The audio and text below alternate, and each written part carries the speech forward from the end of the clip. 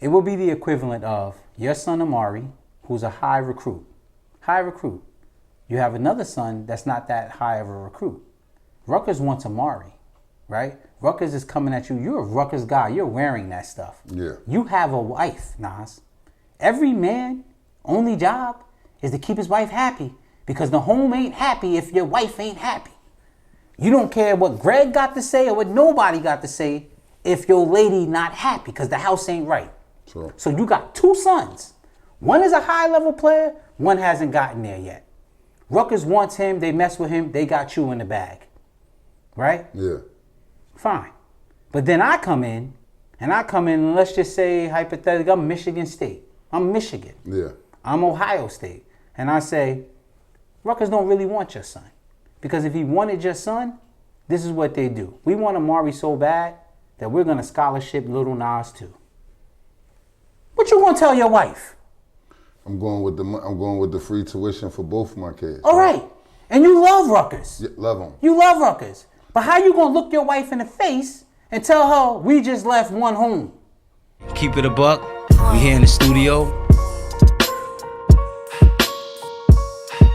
A lot of these offers don't be that real, so it's not committable. That feel like when everybody's getting their turn and it's not yours. What they call you? The Godfather, New Jersey. You powerful man. I ain't gonna brag, but that's what they said. I ain't say that.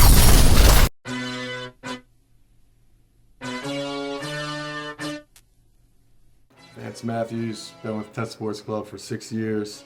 One of the senior performance coaches, working with the combine staff, everything football related. A couple of our alumni, Joe Flacco, obviously one of the greats. So this is our all-time leaderboard for combine and pro day. So we've had a ton of success here in the past, and looking to keep knocking guys off the list as guys get faster and guys get better. So this is our field house. This is where all the training goes down for the most part. This turf in particular, we've had 200 plus guys sign NFL pro contracts in the game of football. A lot of facilities that just have turf strips. We have 60 yards by 25 yards of field space to be able to run more than just 40s, more than just 5-10 5s. We've held full positional sessions in here with throwing, catching, the ability to run full routes. DBs can get work in here. So we don't need a field particularly. We just make sure this field's open and we can get to work.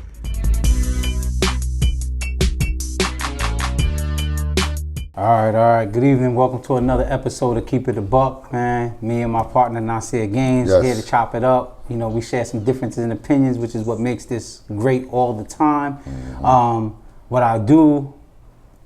What I would like to do to start this show off, though, is apologize to him, because he had some predictions that I wasn't quite on par with.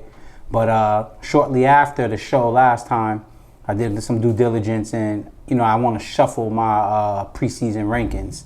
So I like to go there. I like to backtrack on that. Okay. But maybe you do too. So initially I had Don Bosco Prep as my number one team. I just want to bump them to 2 right now. Shortly after and the reason for that was because I felt like Don Bosco returned everything on both sides of the ball, because I've always known them to play a lot of young guys. However, after doing my due diligence, I realized that the defense took a hit. They broke in a lot of new kids, specifically on the defensive side of the ball in the back 7. The back 7, right? Yeah. So with that being said, I want to shift my preseason number 1 to St. Peter's, because they actually bring back the bulk of their team with some additions, some key transfers that Nas and Keith Miles has really been pumping up. So I guess we'll get into that. I'll keep mine the same. I'll have Bosco, I believe. I still like Bosco, but I'm high on Bergen a little more, and I like what I saw from St. Peter's Prep as well, but I definitely gonna stay with the Bosco. I like Bosco team. I think that they with Sabella leading them and being strategic the way he is, I feel like he's a mastermind with that. I feel like he's gonna just be able to pull it out. But shout out to the other guys that I named, like the St. Peter's Preps and the Bergen Catholic. Bergen Catholic looked very physical. They looked the most physical team that we had so far. They was very physical, so I'm gonna give them that. So again, I want to be clear on what it means when I pick a preseason number one. I pick that based upon not only talent, but experience and leadership you bring back, right? Because then on paper, it says you should be the number one seed. That's it, on paper, right? Then it has to play out. So I ride with you when you bring up Sabella as a head coach and schematically and what that can do, right? So now we'll wait till September 30th, where we'll see St. Peter's and Don Bosco. Yeah. And I can honestly say St. Peter's is my number one team based on the two things I just told you: experience and talent on the roster. But I will say I'm more inclined to go with Don Bosco in that game on September 30th. Okay? So there's what, you know, there's two different things. I feel like St. Peter's on the field wise, man for man, I don't think Bosco could match him. Me neither, right? Then you said Sabella being a mastermind. That's right. So if so one thing I want to put out there for starters, what we seen this week, whether it be Bergen Catholic or whether it be St. Peter's, you saw domination with St. Peter's on all facets of the game. Yeah. Bergen Catholic, what you saw was a defense that Look, everybody physical. pretty much knew was they were going to rely on. When you start talking about DJ Samuels, Sydir Mitchell, Malachi Mercer, who I've loved since last year when I saw him play the game. I hear everybody mention Bergen Catholic, and a lot of time they forget to mention that guy. He had 2 picks in this game. In this game, right? So I'm like, he's making it to where he could have got an all-state nomination from game 1 based on stats. Because we already know he's going to finish the season with over 100 tackles. He did that last year. Okay? So, you know, then you have Kaj Sanders. Kaj Sanders. You know what I'm I saying? couldn't wait to see Now, you that. got the older guys, and, you know, as well as... He was laying that boom, though. Absolutely. I believe there's another kid that was left. He's a returning Daquan. Yeah, I like You know that. what I'm saying? Stewart, yes. You know, Elijah Kinsler. They got some guys. So we know that Bergen defense is going to be solid, right? But is my man Brandon Gomez out there flying around yet? I can't say. I know Chris Memo was the other corner. All right. And he made sure you knew he was in on every play. Like after every play, he was Macho Man. Ultimate Warrior. Okay. After every play. Energy. Or whatever. Energy. Yeah. Crazy energy. But with all of that being said, Bosco, when you start talking about Chase and Chris Marino, a lot of tough guys ain't so tough no more. Got you. I'm just sorry. That's just what it is. Yeah. And I can cue the tape.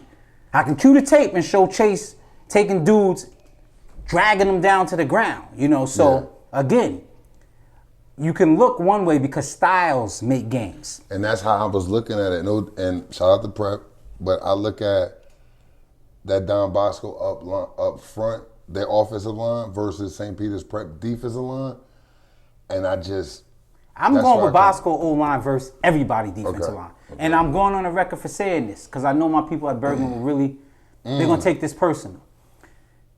Prove me wrong, and I'm going to come back on this show, and I'm going to not only apologize, I'm going to point out each play where each one of y'all proved me wrong. But right now, Chase Pasantis, Chris Marino, the Francois kid. Yeah. So let me ask you, where do Joes fit on your list? I feel the same way about Joe's that I feel about Bergen and that I feel about St. Peter's.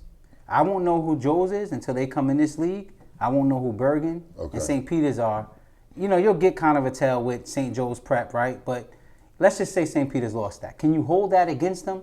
Can you really say that that's indicative of who they are? Yeah. Right? If they lost that game. If Bergen went out to Sagaro and lost on the West Coast with time being turned back to another national program, is that an indictment on them? Yeah, you know, I need to see what's going to happen when you play eye level. Yeah. We know all these kids grew up together. They play. I know you. I'm not afraid of you. We know what you're going to do. You know what we're going to do. Let's go.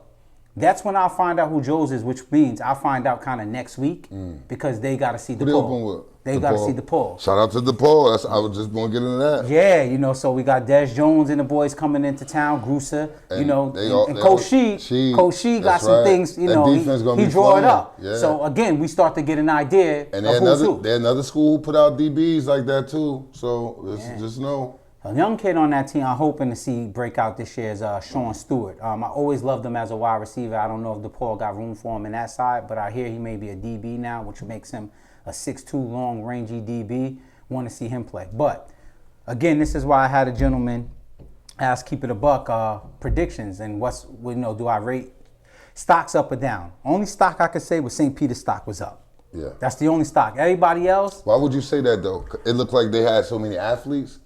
Because I wanted to say that from the time when I put Bosco as my preseason number 1. Gotcha. And then I took a best step back, like, whoa, St. Peter turns 7 kids out of 11 on offense. And then I believe it was like the same on defense, right? Yeah. I'm like, I missed that part. Then you add a transfer in Kenyon Massey. Yeah. Am I missing? Oh, and another transfer in your son. Yeah. Amari, another kid garnering high Division I offers. Mm-hmm.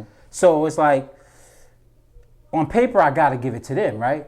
And based on their roster, if they went through and won it, as Bergen did, can't no one say, well, they surprised anybody on paper. Honestly, you'll be more surprised if they don't.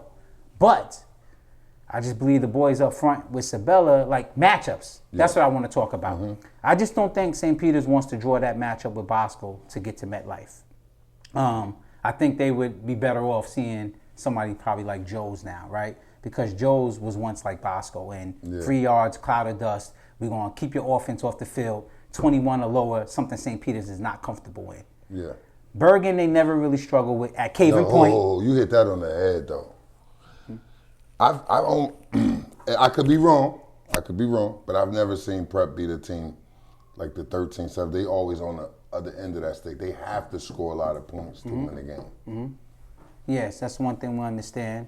So, again, that's something that I think that matchups will determine these things. And examples I could use. We just talked about Prep with scores and offense having to be on the field. That hurts them, right? Yeah. They can go through shootouts and win them all. They'll win mad shootouts with 40 points or more, whether it's Seton Hall Prep. Yeah. They don't struggle with Bergen at Caven Point. They've had their way at Caven Point, which is where Bergen has to come. Bergen is also now a physical team with that offense because they're breaking in young quarterbacks. So they want to put the defense, put it in the defense hand. Nice. Let the offense, matriculate down the field, 3 yards, a cloud of dust, but let the defense put them in great field position to win those games. So now this is a different look for St. Peter's, right? Yeah. Joe's now is wide open. Joe's want to run 70 plays a game. St. Peter's likes that. Yeah. So Joe's was a team that historically, St. Peter's might have beat them 3 times in 30 years. We can look that up. I'm being real with you. That style doesn't bode well for them. But the new style is something they're very comfortable with. Yeah, they're familiar with it. So playoff-wise, the route for them, nice route would be Seton Hall Prep, wide open. Joe's wide open. The Boscos and the Bergens, if you get Bergen over the Caven Point, then you talk. History says it's on your side or whatever. So, to me, it's going to be interesting, and I won't know until for Joe's after this week with DePaul, and we do know DePaul's pretty much got something figured out. Whoever. You know what I'm saying? That's how they do it. And then again, I will not hold wins. I'm giving props. Wins, we boosting St. Peter's. We boosting Bergen. They lose, they stay put. In my opinion, agree, disagree. I agree. All right. So now we're gonna get into the next thing, man. Let's go. What you seeing this week? Like, who stood out? This is always the great part, right? This is the great part of game 1, right? All right.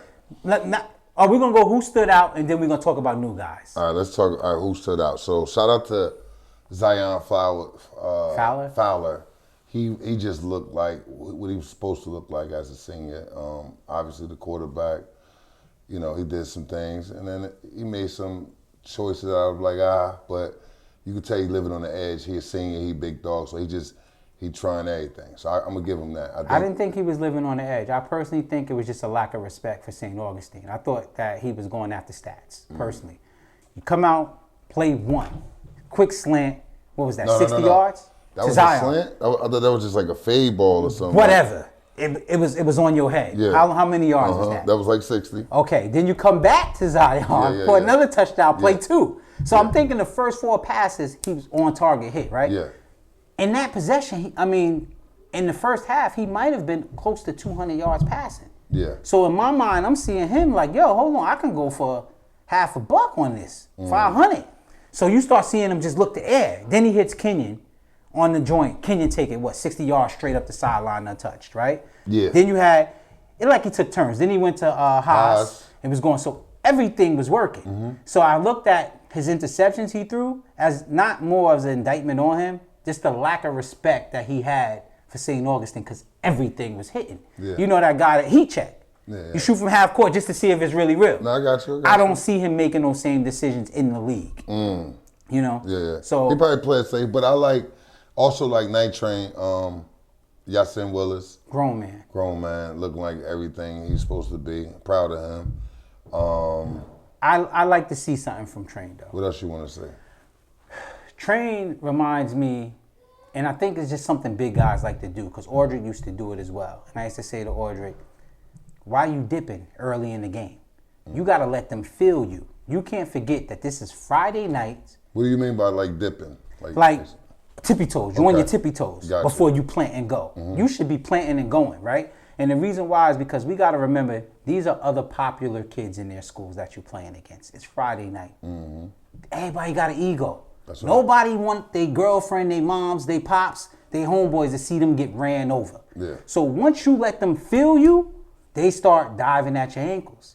That's when you can get cute, you know. Yeah. But if you coming through cute and they getting to hit you from the side and all that, there's no fear in attacking you.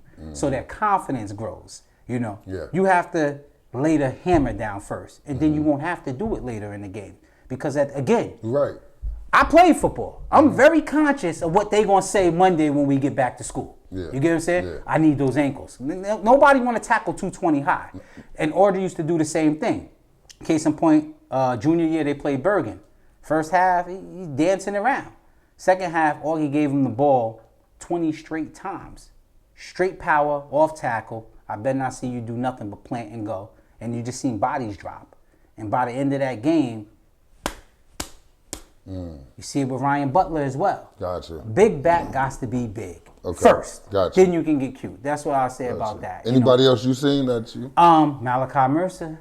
I like Malachi Mercer. Obviously, Sadir. Chase. I like your guy, Jameer. That's new guys. We're going to get to that later. Okay. Chase. Chris Marino. They did what they did over there. Yeah. Manacucci had a great game. Heath had a great game. The guys at Irvington. All of them. Nasir Addison, Adon Schuler, and the Teray kid. They all Teray kid like a father out there. You know what I'm saying? Another one. Another Teray. I think he just committed to Rutgers. Yeah. He committed to Rutgers. Yeah. So he was out there looking like a father out there. He was a dog, and it's good to see that. Keep that around. I'm looking forward to that Millville matchup. Yeah, there's been a lot of talk on social media, and I'm gonna be honest, I don't usually tune in, to certain games or whatever, but I gotta see that game because now I see skill on skill. I don't like to go see lopsided games. And again, whether that's privates or publics. Last year I had my brother invite me down to Rutgers for St. Peter's Paramus Catholic. I just wouldn't burn my gas for it, So I'm about competitiveness. So this is one I love to see. But new guys, I know you can't wait because this is your thing. Because most of the new guys happen to come from you. I mean, 9 times out of 10. What you saw? I'm back to St. Peter's Prep, man. My boy Jalen Speedy Klein. You've been waiting for this. I couldn't wait for it, and I just wanted to show the What was world. it like last year for you? Watching him go through that. I knew what was happening. He was playing JV. He was getting his feet wet, and a lot of people don't understand that. They just think, oh, he was doing this. He need to come right away. They had 2 senior backs at St. Peter's Prep. Do I still feel like he should have played? Yes. Why? Every time Speedy ran the ball last year, if you look, versus Bergen or whoever, he had 10 or better yards. Speedy is who? Jalen Klein. Okay. Jalen Klein. What number? He's number 8 now. 8, okay. Number 8. Right. So every time he touched the ball, he had double-digit yards and carries, and I felt like no knock on Prep, but he was a young kid, so what they did was like, all right, he got time, and then they just ran up. And I can understand it, right? Because you got to take care of the kids that need to get out the door, right? But I also could understand how you feel, people like his parents. Why? Because to me, Speedy was always a more natural back than those guys. You know, Slade was a speed demon. You know, he doesn't have the vision of a Speedy. You know, the field awareness, because Speedy's been doing this since a little kid. Same thing. You know, and Paulie was just a enforcer. You know, that's what Paulie was, more of an enforcer. Speedy would have been the only true back they have. However, I do understand with a coaching staff, because if my kid was a senior and he was good as those two kids are, you don't need to play a freshman over them just because he's better. I would say that. But the thing is, he's done everything that I've ever said he was going to do, as far as him hitting the hole, his speed only got faster the older he's gotten. Tackling him in open space, it's tough. He ran through people, he ran past people, he pass protect. And watching him do this, you could tell like he was playing with a purpose. You know what I'm saying? He had 6 carries for 165 yards. So had he got 4 more carries. We're going to go back to that. Okay. Because we got another topic we're going to touch on in regards to what we saw this week from the teams and, you know, what we project from them. But go ahead. But shout out to him, man. I think that this week you'll see he get to play against St. Joseph Philly Prep, you know what I'm saying, at Rutgers. And then I think the world really could see like the Power 5. I noticed that you talked about Speedy and what he did on 6 carries. And then I noticed you said this week against St. Joe's Philly, which we know is a nationally ranked team. I'm not holding nothing against them from a loss to St. Thomas Aquinas. There's certain things called good losses. They competed in that, right? So Speedy doing that this week would stamp him. So that brings me back to what we saw this week from Bergen, what we saw this week from St. Peter's. Do you think what we saw from Speedy, from St. Peter's, from Bergen, from C.L.T.A, from DJ, from Kaj, was that indicative of the competition they played? Or was that more of an attribute to the team and / players? You got to remember he did this a year ago as a freshman against these guys, just never had the opportunity to keep it going. Now that he get his opportunity, it's just he do this at any type of level you have now. Shout out to St. Augustine. They don't get it twisted. They're a South Jersey powerhouse. Not no more, brother. Oh, all right. Not this year. They're very young this year. Well, to South Jersey, they're a powerhouse. I don't know. I think this year they expected to struggle. They're very young. They lost a lot of guys. They had a scrimmage against Red Bank Catholic. All right, so look, this is what I look at like this. When you got the offensive line that Prep has now, and with a running back like Speedy, his size, you can't really see him. So if you're a linebacker, you could be the bomb. You could be whoever it is, Trotter, whoever it is, right? Linebackers are going to have to arm tackle him. The moment he's in your face and you have to get to his domain where he's strong and his strength is at, you're done. The moment you bend your waist like this, it's over. It's going to be remember this. It's going to be another person that always make the tackle. It's not going to be the first person you see that square up with him. That's the sign of a good back. That's the sign of a good back. That's what I'm saying. So that's what I'm saying right now. So I'm looking forward to seeing him just continue his tradition of being that type. Now they call him small. I never seen height into him, and I never seen his height until he stepped in high school and somebody said he's small. Robin Oben, he's a little guy. I want to see how he does this. And I was telling him then, and this is fact, he probably be one of the all-time leading rushers at St. Peter's Prep. I think that's easy. Easy. If they feed him the ball. Now the thing is, it's going to make it even better with all the weapons that he has around him in this line. So you'll see, this is definitely his breakout year this year. Absolutely, I would agree. As we talked before the cameras was on, running back is one of the easier positions to translate to all levels because you're asked to do whatever you've been doing great your whole life. True. And we know out here in Jersey, like we forgot about him last year, right? Just 1 year. We put the cover over him, and quickly it's like it was about everybody else, and we forgot about him. Yeah. Well, the cover's off. And, it looks like he wants to remind everybody about him. I'm back. I'm here. That's what I do. All right, so you know what I'm saying? what else new? I see you was tuned into the Prep game.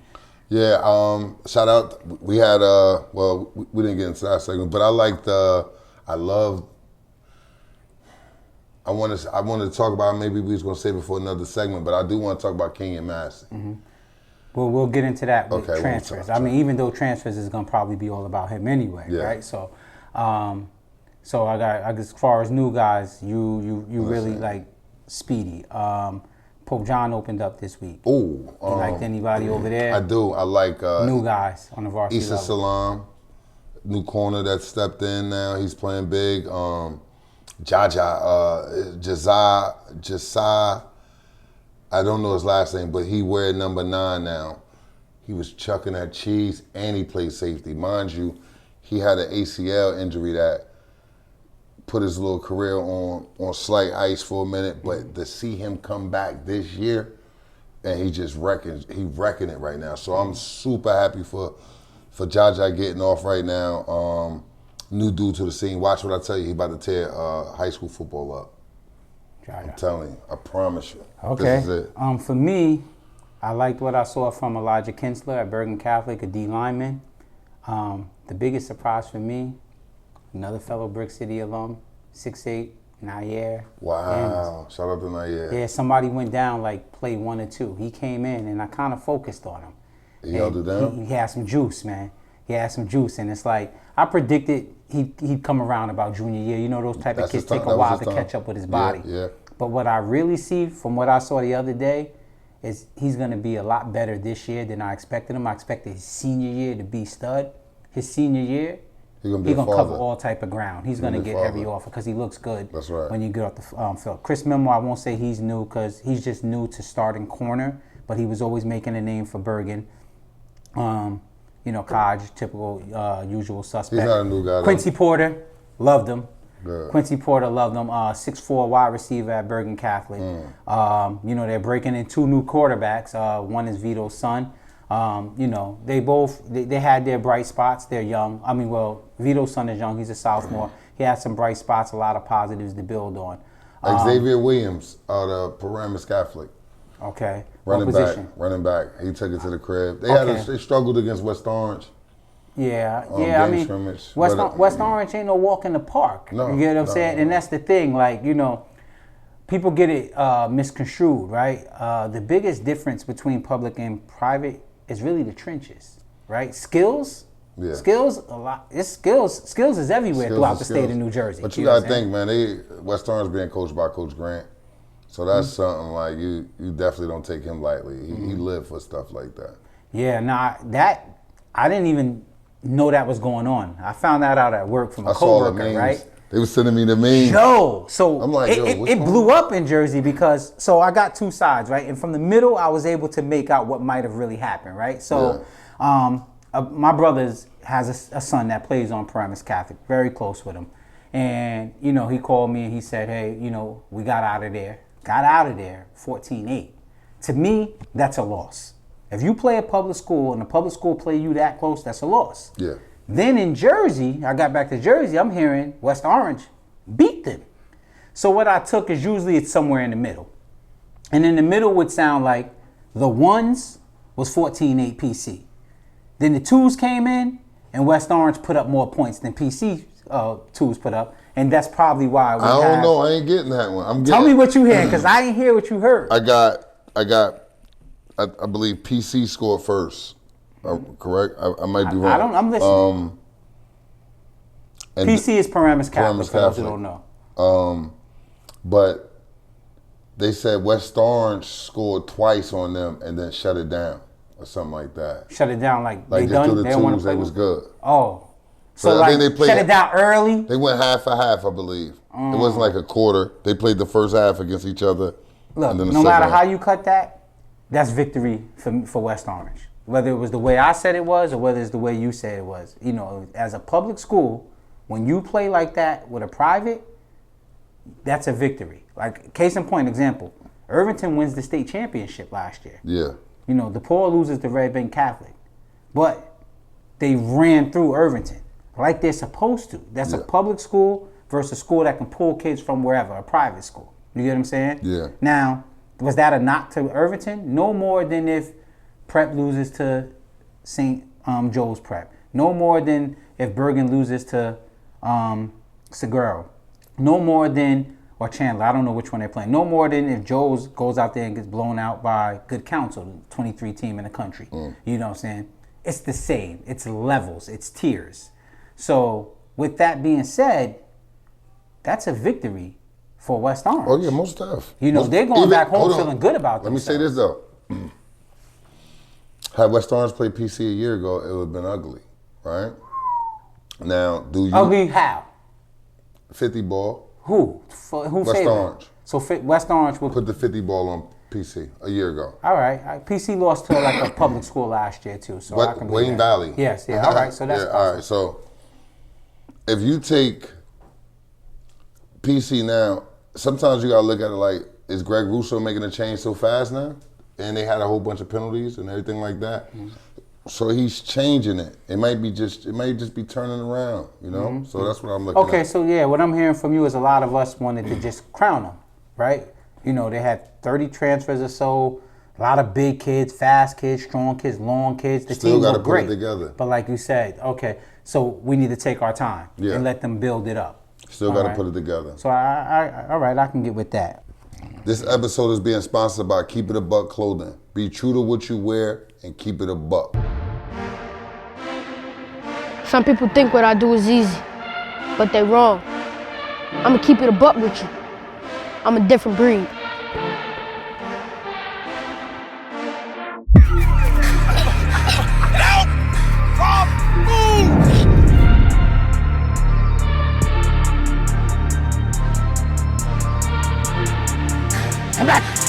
Move! Come on, work. Good.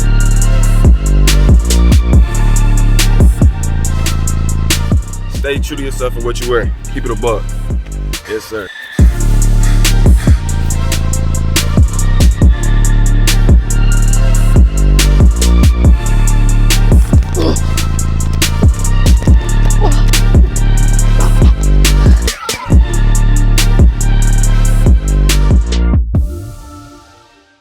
So again, we talked about who we saw in the Bergen game, new players, new to the scene. On Joe's had a lot of people stand out, and it's kind of weird to say that because you can't pick just one because they start 8 sophomores and 1 freshman, right? Let's hear about them. So that means that everybody was pretty much new to the scene in their skills. So from impressive, most impressive, I say Jameer Joseph impressed me. You know, as a sophomore, first game on varsity. Seen this film. He's taking he was really like a number blanket. 4. Yeah, number 4, the top receiver on Good Counsel, and they went at him, and he responded to the call. What I love more than anything though is to watch him get beat, because to me that's when you see what you're going to be as a DB, right? Do you drop your head? Do you go in the tank? What happens after that? Or do you buckle up, as they like to say? Yeah. And he got beat on a double move for a big one that started the onslaught. So we had the game at this point is 21-21, third quarter. The next 5 minutes of this game just got nasty. 21 points were scored in the next 5 minutes, which is what happens when you have a young team that really doesn't understand the moment and how to play. So he gives up, I'd say minimum a 50-yard bomb on a double move. From there, he locks back in. Ball game over for that receiver, unless they shift him on the other side and he took advantage of some other mismatch. And to me, there was a maturity there. Also. And what year is Jameer? Jameer's a sophomore. That's right. So okay. yeah, the kids I'm about to talk about are all sophomores. Gotcha. Makai Rosignol introduced himself that day. You know, again, we had some bright spots, and then we had those sophomore moments. Gotcha. He came out, 2 or 3 big catches, took some punishment down the sideline, got up, kept playing, you know. And that's what I wanted to see from him, because some of his peers on the low told me he was soft. He used to be soft. That's throwback. I heard the story. You know, That's throwback. I heard the story. So I heard that when you got him, he can barely play football. I wouldn't say, all right, so when we first seen him, he was a football player. He just wasn't tough. They said he could barely catch and all that. He couldn't catch a cold. So the thing is, he was a running back. They was had him out of position. So we got into a game where we had to throw, and he was the guy catching it. It was the last game. We ended up losing 25-0. But from that day forward, we coming back. Pee Wee, he had little stuff, dropping passes here and there. But by the time he got to like when he was 13, he was snagging. And then we knew that once he played 14, where he was going to be, and then high school, it was like it's time for him. Yeah, so I was looking to see how he responded to that. His work ethic is crazy. You know, and he got up and, you know, he took, I mean, they was hitting out there. Yeah. Jovan Williams, number 1. Remember that name, receiver. Again, like Mekhi Rosignol, he had his bright spots, 2 or 3 big catches, maybe close to 100 yards receiving. And this goes for Mekhi Rosignol as well.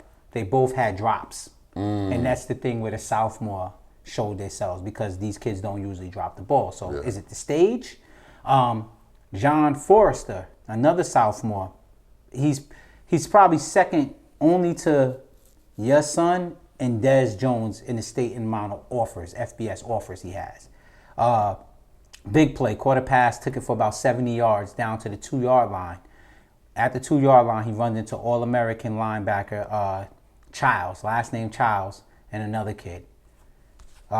Gets his shoulder knocked out, and he was out of the game from there.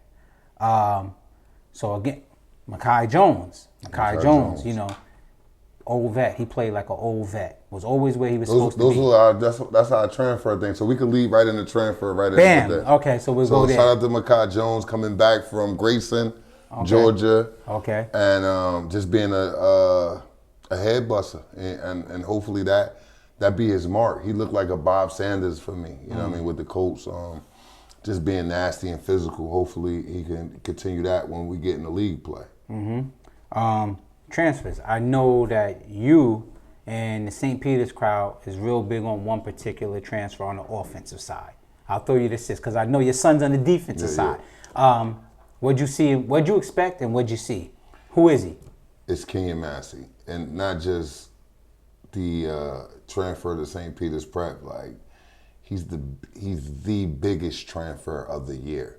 He's one of the best slot receivers and wide receivers that we have in the state. No BS. I mean, he's technical with that. And watching him, he was a man amongst boys. And like you said, maybe that could be the team that he was playing against. Who knows?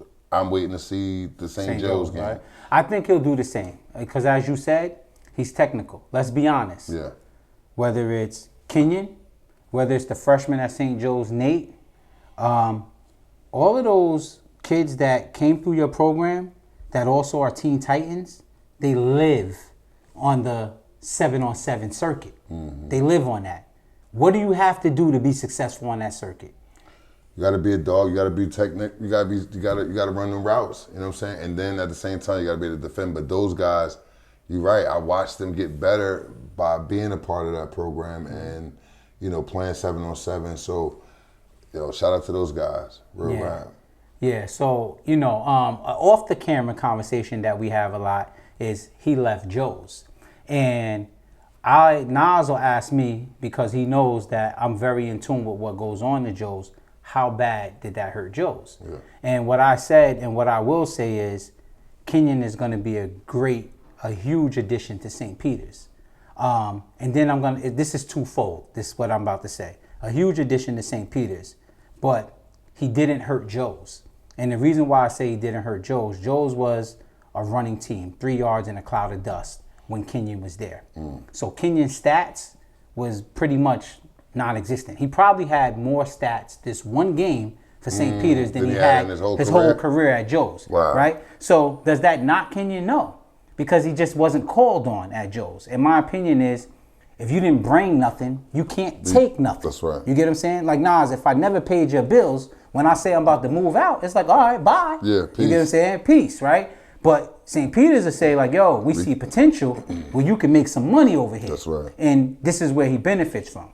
However, after watching Joe's opening night, I said they did miss Kenyon.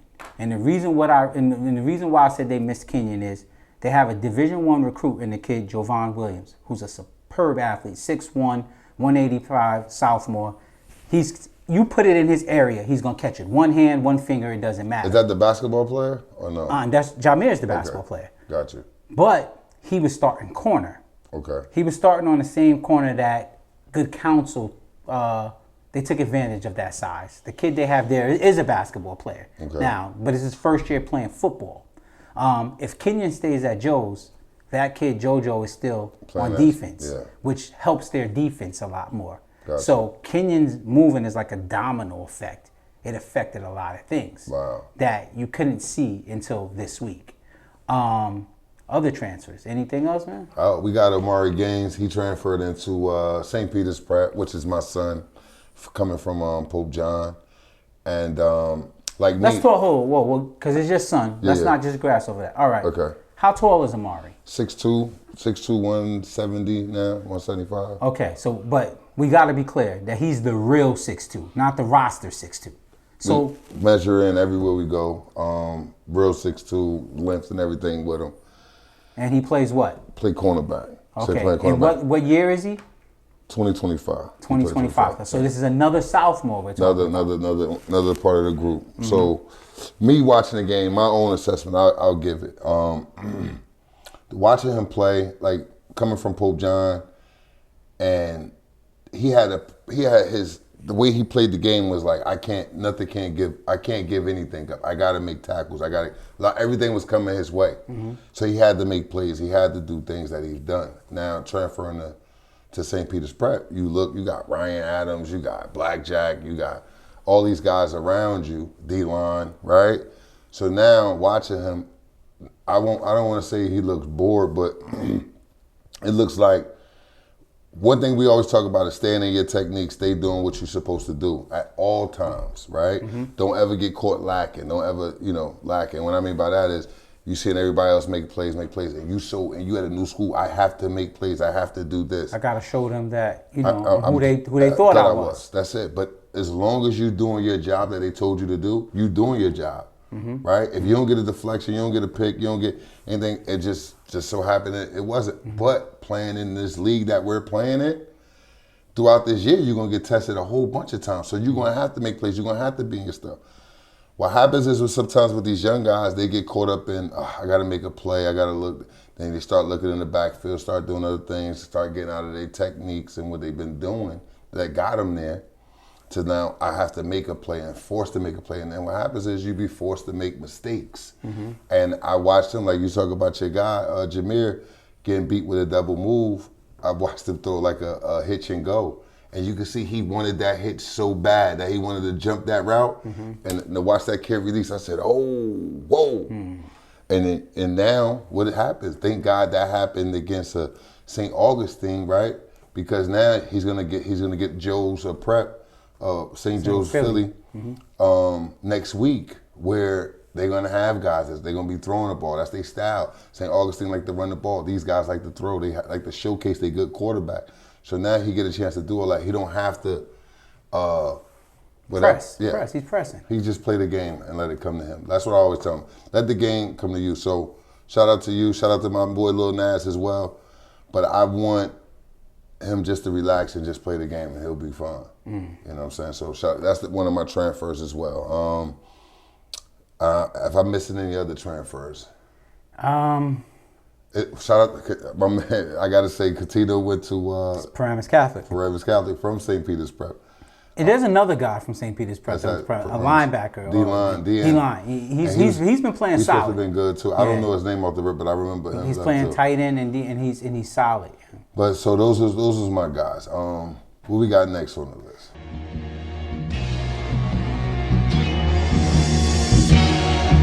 Michael Ransom. Instagram is Top Flight Michael. Also Top Flight Legacy on Instagram. We have a full service luxury car transportation. We have SUVs, Cadillacs, Yukon Denali's. We have the luxury Sprinters. And we also have the access to the party buses. Anytime, any place, any people want to go, give us a call, give us a shout, and we'll take care of you. We hop in the vehicle in a moment's notice and travel up and down, but we actually take trips out, out a little further, wherever people want to go. Like I said, I always say, if it was a bridge in Hawaii, we would drive you there too. You know what I'm saying? We got a full team ready to assist you and whatever you need.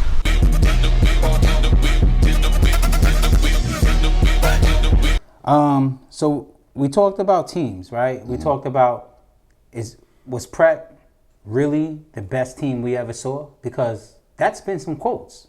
This year team? Yeah, like somebody quoted like this is the best team I've ever saw, right? Was Bergen really the best team ever saw? Or are they that good? Bosco? Or is it indicative of who they played, or is it indicative of what we can expect to see them do? Because they all should finish in the top of the country if they play like that throughout. Bosco by far is not the best team I've ever seen. I think they have a good coaching staff. I think, like I said, Sabella. Prep, St. Peter's Prep can have the best offense. Like you said, might have a good team, have one of those type of teams. I just look at the offense. If you look left to right, they studded in every spot. You understand what I'm saying? I just want to see the guy like if you look, Zion hit the first three. I mean, have we seen that though? Because here it is. We had Savon Huggins, we had Royster, right? I think Napoleon was on that. Like we've seen Lampton, like we've seen St. Peter's have these guys, you know. With the weapons, I'm saying. I'm talking about. Yeah, I just gave you weapons. I'm talking about SEC recruits was on that team, everything. When we talk about St. Peter's history. All right, let's say this. Forget like the college or wherever they went like that. I'm just talking about sometimes you may have a kid that's like. Wasn't Nas Oliver with Savon one of and them those, too? One of them too. Like this He's good. He's so good. I guess he's a good question to ask. Is this the best prep team ever? I'm not saying it's the best prep team, but I'm gonna say this: when you got Zion, you got Massey, then you got the Hassan Moore. Shout out to Hassan Moore, another one, Speed Demon, and then the other kid that they have out there, receiver, right? And then you look at, you got Speedy, and then you got Giles that share the running back duties, but then you got the quarterback, but then you got the line that goes along with it. Only thing is, if you watch the game, it looks like Zion got it, three touches, deep balls, he was done. Yeah, Hassan it looks scripted. Hassan it looks scripted. We're gonna get you yours. Boom, boom, boom. We're gonna get you then yours. Then had come Kenyon. Then had come Speedy. Had come the other kid get it. Like I want to see it just stirred up like gumbo in one pot and just pop, pop. So answer the question. Use your weapons. Answer. Was it who they played, or was it this what we're gonna see every game? You know, in our league, people get tripped up, right? So we're gonna say, is this your identity, right? More than not. We have to see. I had to watch them play against St. Joseph, Philly, see how they mix it up. I think their defense was flying around, playing tough. Shout out to Coach Hansen. I just want to see what. Is his name London Robinson? He's a dog, always been. I think he had 3 sacks that game. Can't leave him out of this. Shout out to London Robinson and his mom, Dukes. You know what I'm saying? More than anything, what impresses me about him, Ivy League kid. Princeton. Ivy League Smart. Kid. He's doing what he got to do. Xavier Miles. They got a nice little squad. I just want to see them play like the St. Joe's. I think Coach they'll step it up. Sometimes like I always go back to the old time when they played St. Joe's of Philly. Well, they had that game. I know which game you're going to. All they had to just keep running the ball. And then you get out of it, you start running the quarterback for what? You throwing the ball here, here come the interception. When a kid ran 290-yard touchdown runs and you stop giving the ball. I think sometimes we get caught in the game, and that's all coaches though. It's a lot of coaches get in the game and then they just go left with it sometimes. I'm not saying that's what they're doing, but with all that talent, I would like to see them mix it up. That's all I'm saying. Bergen, what do you think? Is that who we see throughout? I seen Bergen score 40-some points, whatever. DJ was running the ball, all this type of stuff. And that's like, to see him running, like, what are we doing? Like, you got enough backs to give the ball to to have a D tackle or D end. And I don't usually like to do that, but that was cool. And I'm cool with DJ. I love DJ. No, nothing but love with seeing his athletic size and it's showing people how athletic he is and versatile at what he do. But when you got other guys like Kai Sanders, the other kid that can run the ball, whoever else, they could just run the. You don't have to do all of that. They got the young quarterback. Still want to see him. I know they got the weapons around him. Shout out to my man. Don't forget on Logan Casey. I want to see what. For some day, I was watching and I didn't see a lot of them early. You know, Was they throwing the ball? Stewart had a big catch. took it for about 60 yards, didn't But score. it's supposed Porter had a big catch, you know, so they and went- Logan is the fastest, Logan you know, is the kid out guy. there. You Yes, know? yes. So, you know, I want to see that. You know what else I want to get into though, man? Go ahead, talk about it. It's a special time now, right? Because now we watching our babies, kids we seen since this littered all throughout college, specifically the Big Ten, and it's about to kick off. We're going to watch Rutgers, a staff that you're very comfortable with, a staff that got a lot of, obviously they got Jersey kids. That's right. Play Boston College. With some Jersey You know, coaches. some Jersey Jersey coaches and kids. some Jersey kids, right? So we're tuned into that.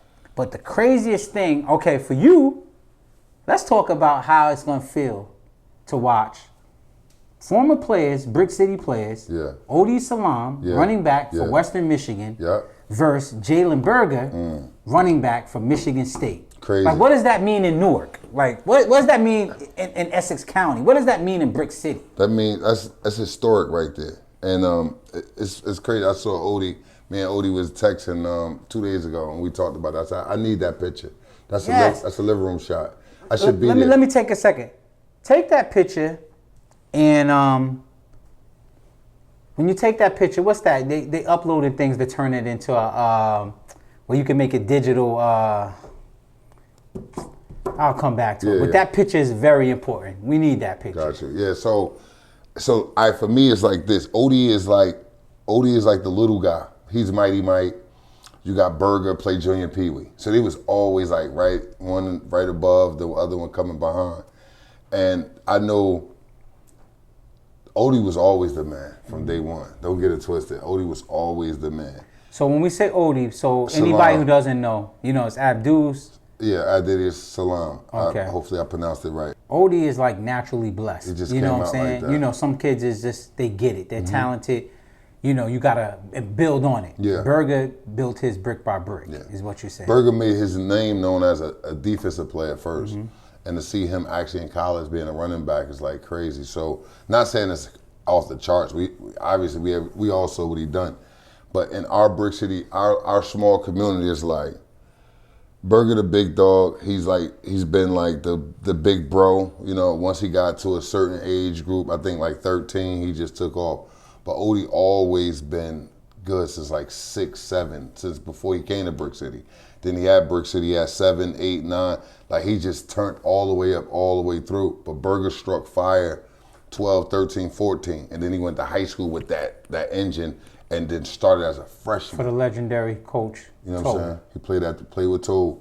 And then Odie did the same thing and went to high school and started for Smoke as a freshman. At Irvington High School. Who's also now becoming a legend within their selves as well. That's right. So putting out players. And then now, for us as an organization, it's just so big for us to see our kids actually now getting to play against each other on that type of primetime stage.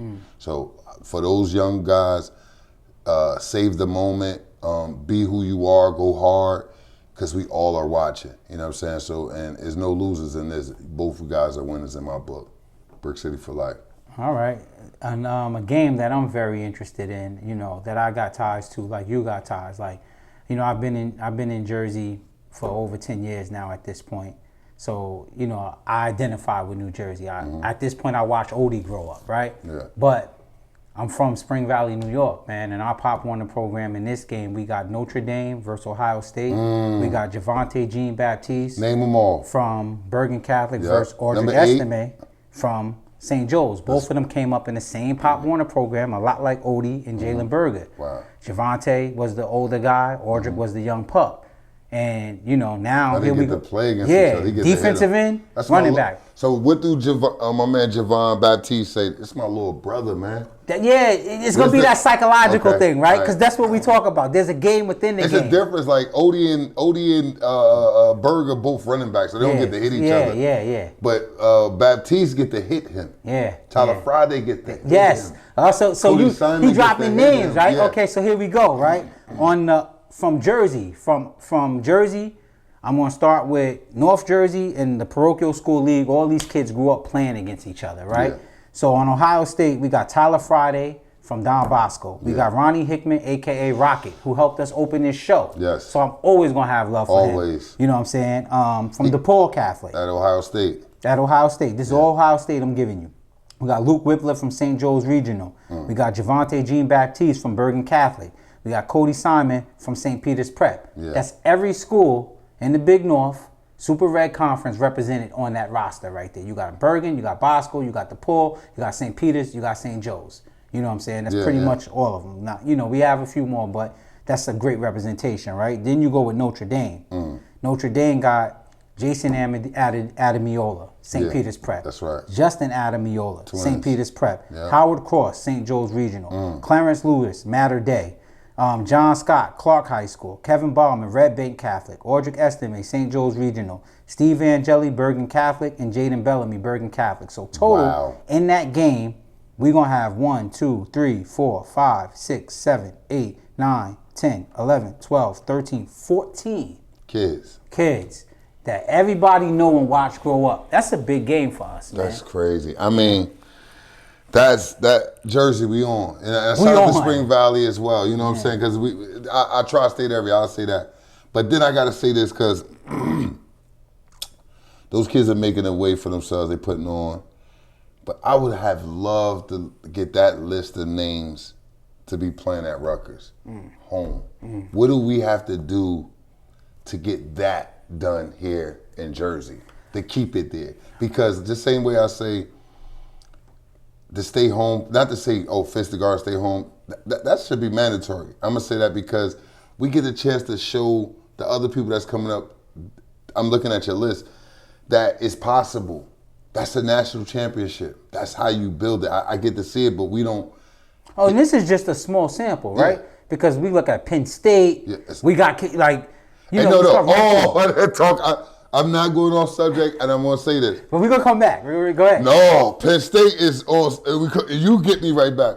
I'm going to pull you back. That's what I'm saying. Penn State put billboards up in New Jersey at every exit where those kids are from. And it says, from Penn State, from New Jersey to Penn State. Yeah.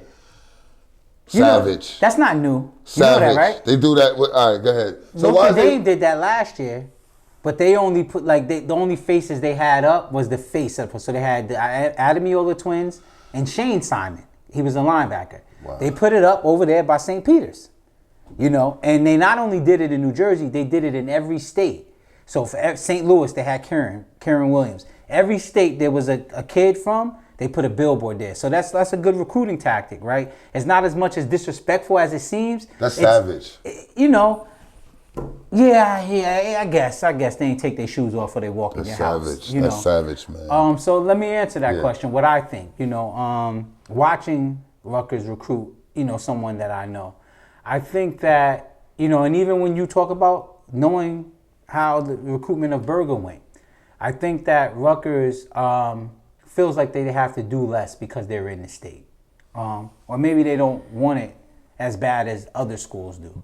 And, you know, I'm not going to get into what other schools do to you know, entice these families to leave, right? Because I know for a fact of 2 families that wanted to stay close. And then somehow they end up out there somewhere. Yeah. How does that happen, you know? But parents ain't missing no games. Parents is at every game, down every weekend. Yeah. You know, I don't know. But this is what I do want to say is, and what I always say to you, you want home to mess with home, you want to fence the garden, you got to treat home good. You got to treat home better than you treat everywhere else. You know? You don't think they treating home good? Just talk about it. We here. I mean, I think you could do more. I think you could do more. And I think that you don't do more because you think that these parents aren't aware that more can be done. But the people recruiting against you, they're telling the parents, listen, they don't really want you because if they wanted you, this is what we're doing because we want you. Have they presented you with these opportunities? And I think when you look at these high-ranked kids that leave, what would make them do that? What would make a kid, you know, want to go be in some of these states where nothing's happening, right? When everything's happening. It's got to be something bigger. Something else added on, right? You know what I'm saying? I mean, granted, these are winning programs, right? But as you said, where there's a will, there's a way. Florida State, before it became what it was, Bobby Bowden had to compete against Miami. Eventually, he got everybody to come there. How? You know, I look at it the same way in high school. I look at what Bergen Catholic is doing, and I'm cool with, you know, some of the alums there, particularly one that I really mess with. Yeah. And when I talk to him, what I see is they want it better than everybody else. They want it just a little bit better than everybody else. Gotcha. They want the kids to come to Bergen just a little bit better than everybody else. Maybe the guys that's recruiting for Rutgers, maybe they lax. You know what I'm saying? Maybe it's the they guys. have some pretty good recruiters there. But again, those recruiters is selling New Jersey. I mean, some of these guys they use the middlemen or use people to get their jobs done too. Mm-hmm. So it ain't like that they're doing a job. Maybe they trust in somebody who trusts that person, if that makes sense. Okay, well, are you? Right? But these guys, like you saying, that's coming from out of state, they may not know your middleman. They only know you from film or whatever it is. And now when they getting to know you, they getting to know you. You understand what I'm saying? So maybe that it could come from different ways. But I just look at it like,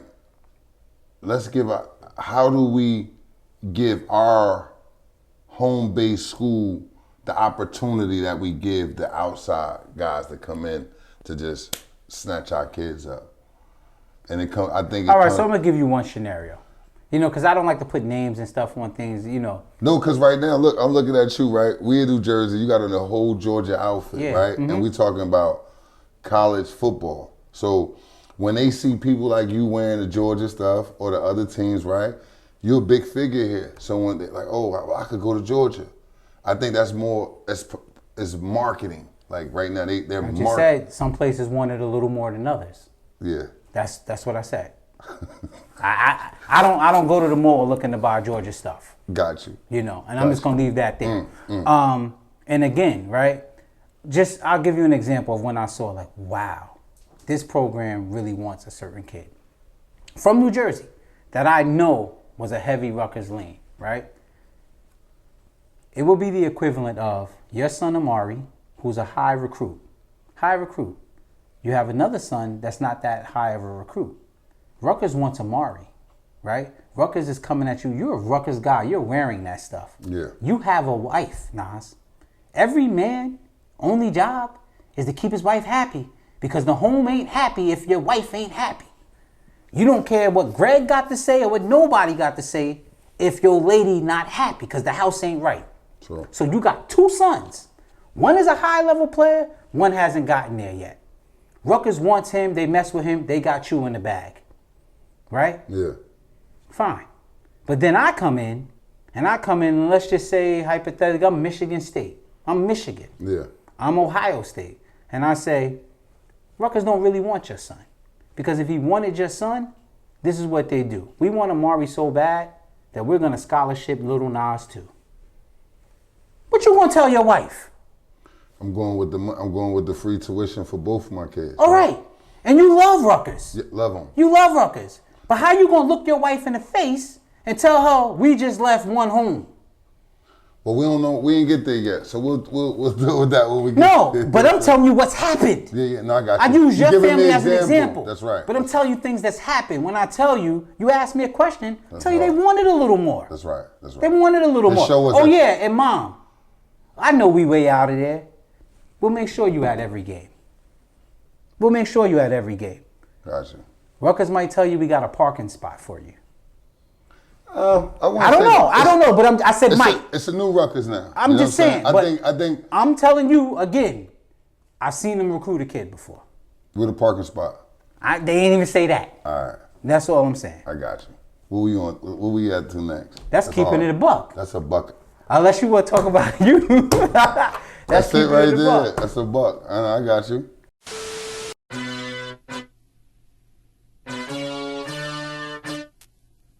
Hey, what's going on? My name's Sean Stives. I'm one of the massage therapists here at Test Sports Clubs. I've been here for a little over a year now.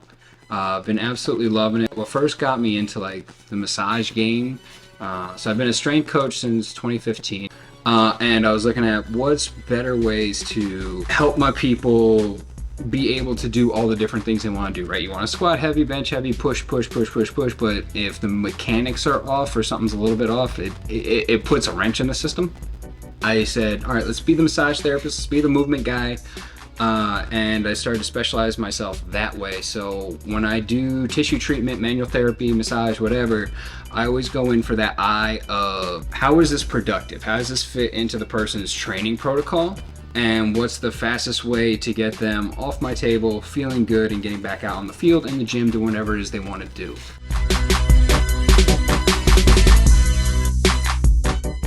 What's your prediction? Irvington, Millville. And it's biased. I'm going with Irvington. Okay. I just think that we get it in up there. Again, Millville might come through there and run through them. They won't. But I'm just telling you, I think that it's going to be Irvington. West Side, Shabazz. Inside. That's in Newark. That's the Zone 6 Classic at King University.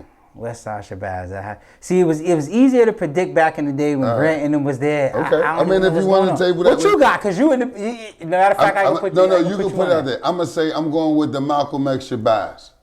But you work at Malcolm X Shabazz. Maybe it's favoritism, but I'm going with Malcolm X Shabazz. Clifton, East Orange. I'm going with Clifton. I'm going with Clifton, even if East Orange has a better roster. I'm going to tell you this right now. Clifton have a quarterback. They do. That's a sophomore. Mm-hmm. That's official. Mm-hmm. All right. But Clifton's staff is loaded up now. You know what I'm saying? Okay. Shout out to Frank Caccaro, former O-line coach at St. Joe's Regional. He's over at Clifton now. Coach Ralph Sink, sorry, I don't mess your name up, at Clifton. He didn't have the pieces to mess with East Orange last year. Okay. And they pushed him to the limit. That was like an instant classic, that game. Yeah. Yeah. He got some pieces now. So what about West Orange and West Orange play Passaic County Tech? Whoo, I'm going. No. Is it Montclair, Passaic County Tech? It's Passaic County Tech. I don't know. All right. So I think it's West Orange and Passaic County. I'm taking West Orange and who they open up with. I think this is their year. You do? I'm going with Donald Massey and Coach Grant all day. State champs? Definitely they're gonna win us at the section. Okay. Definitely that. Once you start getting into the crossovers, I can't call it from there. But so who Joe's playing that game? It's Joe's versus DePaul, and that right there. That's the class they playing in that classic. Nah, and the classic is Joe's Donovan Catholic. Okay. So that's September 30th. Oh, that's 30th. We passed that. Let's get to that. Let's get to that. That's all in that. All right, man. So again, thanks for tuning in. It's another episode of Keep It a Buck. We'll be coming back to y'all to talk about these games. Yes. Peace. We got it before 10 now. I think that you don't do more because you think that these parents aren't aware that more can be done. But the people recruiting against you, they're telling the parents, listen, they don't really want you because if they wanted you, this is what we're doing because we want you. Have they presented you with these opportunities? And I think when you look at these high-ranked kids that leave, what would make them do that? What would make a kid, want to go be in some of these